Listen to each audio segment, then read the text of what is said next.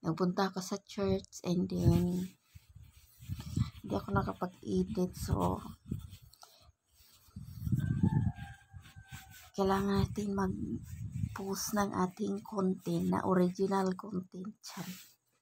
Original naman yung aking ina-upload sa long, pero sa reels hindi.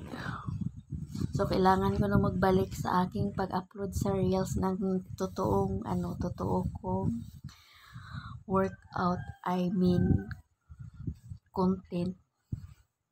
Hindi yung kung ano-ano yung aking ina-upload. Actually, na-meet ko naman yung 60 minutes views. So, balik tayo sa original. May manood man sa atin or wala, pagpatuloy pa rin natin. Ang importante, may bonuses tayo guys. Kumikita tayo araw-araw. Araw-araw. Yan lang ang kinagandahan sa ating nagawa na gawain. Siyempre, naghahabol tayo guys na magka-earn, 'di ba? Lahat nag-dream na maabot lahat yung tools. Hindi pa naman ako na-invite sa guys, sa Reels ads. Tapos dito sa akin, wala akong subscription guys kasi ang aking Facebook na to ay super tagal na to guys. 2010 ko pa to ginawa. So I don't know, wala siyang nakalagay na subscription. So hindi ko naman kailangan yun guys kasi parang lang din naman yun, parang star na kung walang magsusubscribe sa inyo, wala din kita yan. So unlike sa bonuses guys na maiinganyo ka talaga kahit lang yung i-post mo, may kita ka talaga guys. Sa subscription,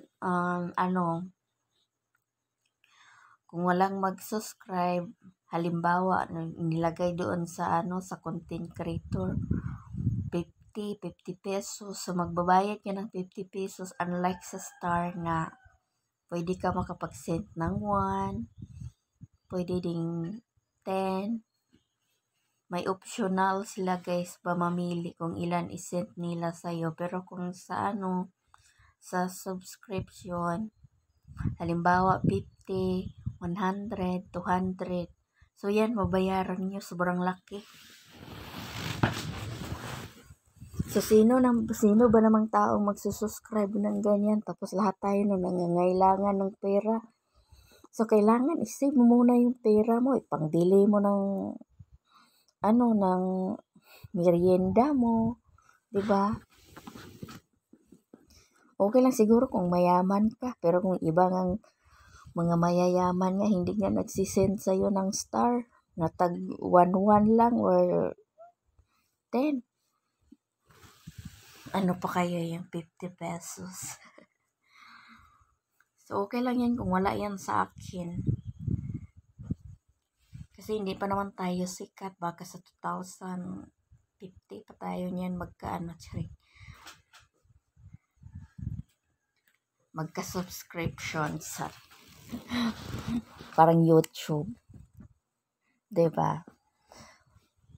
I hope sa YouTube mai-invite na tayo sa ads pa kasi yung iba kong ads doon ay nagsilabasan na guys. Hindi naman siya super dami kasi yung videos ko dito ina-upload sa long. Same pa rin sa YouTube. So, super higpit din sa YouTube guys kung alam nyo lang. Dapat original din yung ina-upload nyo kasi kung hindi sa inyo, mayroon ka din copyright issues. Automatically talaga yan pag hindi sa inyo. So, kaya minsan lang ako nag-upload ng shorts sa YouTube kasi pagit naman yung mag-upload yung hindi naman sa inyo. Parang sa lang din, sa Meta lang din. Nag-standing workout lang ako dito guys kasi lumaki na yung aking tiyan. Pag kumain talaga ako ng sunod-sunod guys. Yan talaga ang aking problema. Okay lang yan, lumaki yan ang aking braso. Wag lang yung bell-bell. I mean, mini-maintain ko lang naman yung kalakihan sa aking bell-bell. So, wag na kayong dyan, magtataka. Simplehang gawi lang gud sa buhay. Yan lang ang sekreto ni Cardap. Yeah. Muscles is life. Bell-bell is life. That's life. Diba guys? Siyempre guys, wag nyo pa rin kalimutan mag-count na 1 minute. Step by step, 1 minute lang siya guys. So, kailangan din natin maggawa ng new workout step. Wag lang puro, pang bell-bell. Lumiit man yung bell-bell natin or hindi. Basta workout is life. Part na yan ang aking kinabuhi.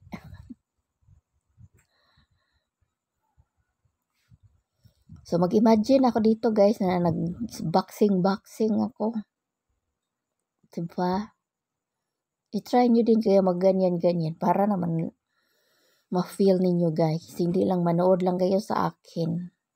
Iba pa rin yung ginagawa nyo kaysa manood kayo guys at sinusubukan yung mag-workout. Pero kung payat ka naman, huwag ka nang mag-workout. Pero kung gusto mo namang tumaba, mag-workout ka din. Kasi mayroon namang mga tao guys na payat, gustong tumaba, ganon. Meron ding mataba na gustong pumayat. Ano ba talaga? Normal lang naman yung magkataba-taba tayo guys dahil lampas na tayo sa kalendaryo. Humihina na yung ating immune systems.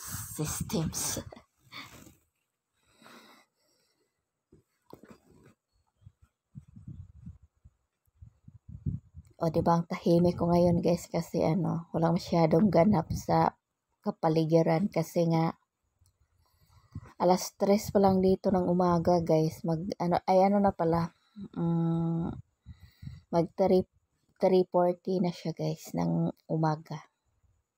AM ba? So ganyan lang siya guys. Simplehan lang. Pero pawis na ako dyan kahit nag-standing workout lang ako. So maghanap lang kayo guys ng inyong gustong workout guys. Kasi sa akin, sample lang to para para matuto din kayo mag-workout sa inyong sarili. O diba? Super seryoso ako dito. Basta kung may, guys, kung hindi nyo kayang mag-workout, yun lang, sekreto, wag kumain ng masyadong marami. Adjust lang sa rice kasi ang rice, guys, isa din yun sa nagpapalaki ng ating belly. Healthy food, iwas-iwasan ang unhealthy food. Payong kaibigan lang. Diba, ganyan din naman yung ina-advise sa doktor pag nagkasakit ka na kumain ka ng healthy.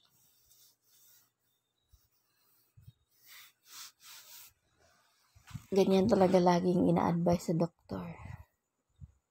Pag may problema ka bang nafe-feel sa katawan mo.